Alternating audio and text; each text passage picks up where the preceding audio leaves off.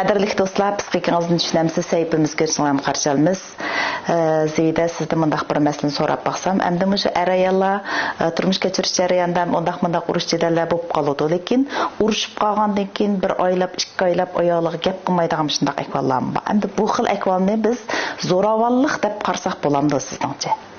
Buluda albatta bu uzun mezgil qarshi taraf bilan paranglashmay, uning yaqinchilik qilmay yoki jinsiy turmushni rad qilib o'tsa, bularning hammasi qarshi tarafga nisbatan bir xil xo'rlangandek, azoblangandek, o'zini tuvan ko'ygandek, besilgandek his qiladi. Buni biz so'g'uq zo'ravonlik deb qaraymiz. Odatda ursil-tilisil zo'ravonlik bo'lmaydi, u shundaq bir xil rad qilinishmi, nayt kuchli zo'ravonlik bo'lib hisoblanadi. Shunlashqa oilada bu xil holat bo'lgan chaqda buni cho'qim vaqtida hal qilish kerak. Chunki bunda erlarning balkim asldagi oila statusisining munosabati shundaq bir munosabat bo'lsa, uni ko'chirib akilishi mumkin-ku.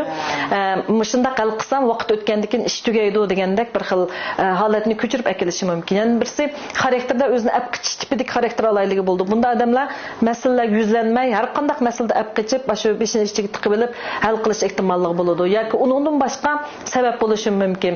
Lekin shu ayollar shunday so'g'uq munosabatga uchirgan vaqtda, buningda er shunday bir holatga odatlanib qolg'achqa, meningcha ayol aktivroq rol o'ynash kerak. Sen gapirmasang, men gapirmayman, sen qarmasang, men qarmayman deganda bu holat oilada bir odat xarakterlik aylanib qolsa, bu ikki tarafning hissiyotga ta'sir etgan chaqda unda hissiyot asosi bo'lmagan oilani qutuldirish ta'sir qiladi.